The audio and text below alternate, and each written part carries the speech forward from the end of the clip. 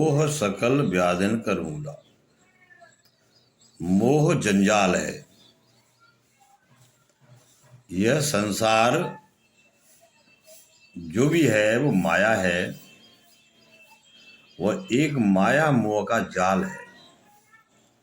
मनुष्य कामना के वशीभूत होकर के सर्वस्व लुटा देता है, जबकि देखा गया है कि जहां आसक्ति होती है वहां कष्ट ही कष्ट होते हैं। मोह के कारण बहुत ही आदि व्याधि पैदा हो जाती हैं। यह तो सर्वविदित है।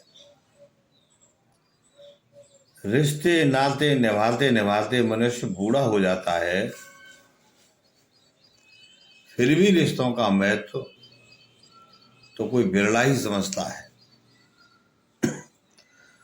मोह का जो जाल है वो प्रेम जाल से अशब्द है। प्रेम जाल का जो उल्टा है। मोह में आवरण, मल और विक्षेप होते हैं, जबकि प्रेम भाव में हृदय निर्मल हो जाता है। संसार के अंदर जो आशा करना एक मोह है, और ईश्वर से आस्था रखना प्रेम है।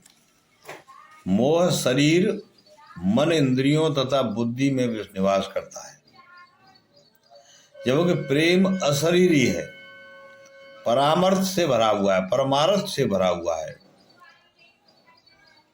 इसका जो है संबंध केवल गुणातीत आत्मा से होता है। आत्मा जानकर के व्यवहार करना, अपना जैसा देखना प्रेम कहलाता है।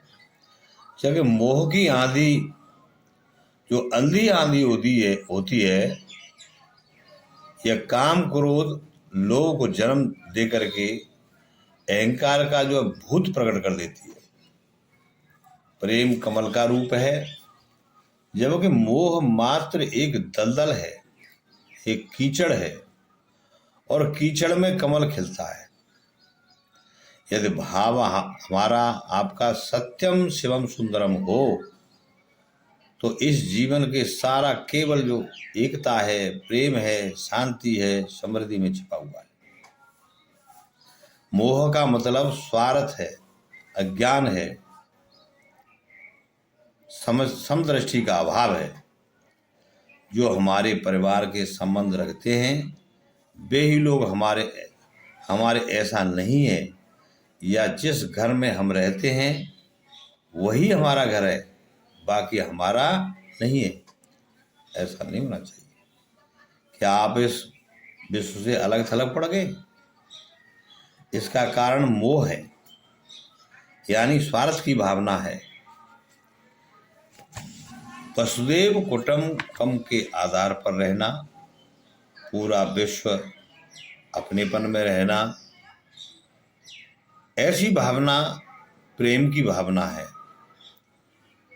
कण कण में, जर्रे जर्रे में अपने स्वरूप को देखना, खुद ही संसार में सब चीज में बैठा हुआ है, तो द्वेष किस बात से, मोह किस बात से?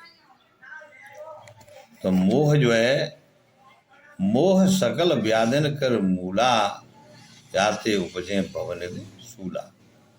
इसलिए मोह जो है, लगाव इतना न हो जिससे कि शरीर छोड़ने में भी परेशानी हो। नमस्कार।